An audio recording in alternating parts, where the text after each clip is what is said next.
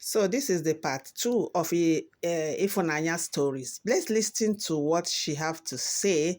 Now she's reading her verses of Bible, as God and the Holy Spirit instruct her. We'll listen and learn. Men, please learn from those ladies. There are many stories, though. We'll be bringing it one after the other. Daalụ kwanu. I was completely covered in sand. I could actually at one point not see.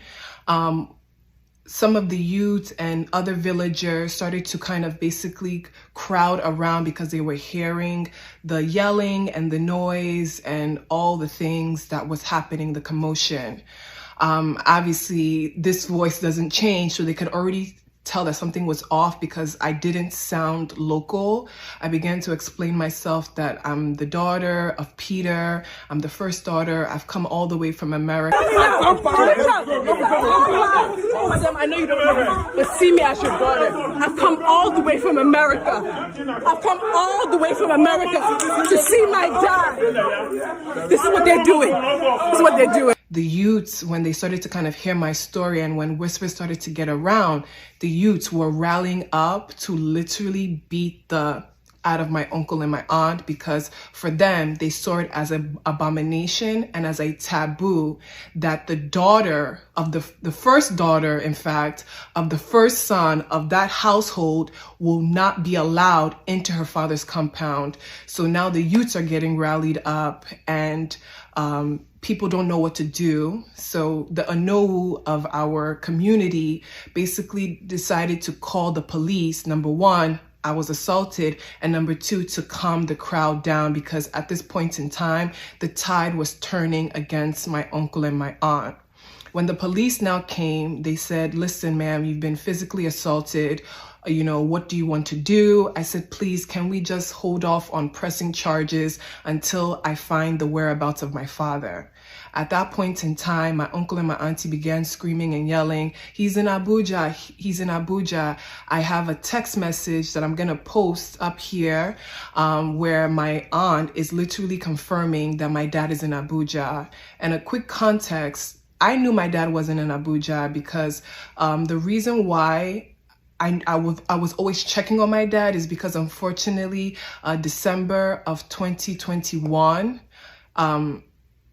December of 2020, my dad had a stroke in Nigeria.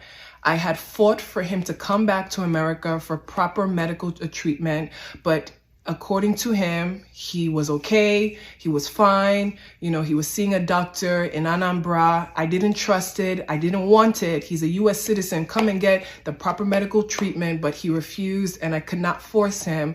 So when that happened, I just let him and his family basically plan out his care, but I was always on top to make sure my dad was okay. But after December 2020, basically, I was noticing my dad's state of health decreasing, and I was constantly having issues with my aunt and my uncle in feeling like they were purposely making him stay in Nigeria rather than him come to America for proper medical treatment. So fast forward now back to the present time, I found it hard that a stroke-ridden man could now endure 9+ hours on the road from Anambra to Abuja, and then whether he went by plane, I don't know, but something was just telling me my dad did not go to Abuja, nor was he in Abuja. So when the police now realized that it was a welfare check that I was making on behalf of my dad, they told me that I'm obviously allowed into my father's compound and that, you know, I should, go into my father's compound and be rest assured that nothing would happen to me. When I got into the compound, it was more yelling. Villagers were still asking questions. Why did my uncle, my aunt feel the need to verbally and physically assault me? And they began making more lies, but nobody was believing them. It was just kind of like, what is going on? And that's something that I want to share, that when you do wickedness, you actually have no common sense. Like the Holy Spirit, God cannot let you do something evil and think that you've literally checked off every single box. So the wickedness that my uncle and my auntie were trying to sow in the people All you needed was common sense to realize that these two individuals were lying. Eventually, it started to get really late at night, and people were kind of like getting restless because there wasn't really any new developments.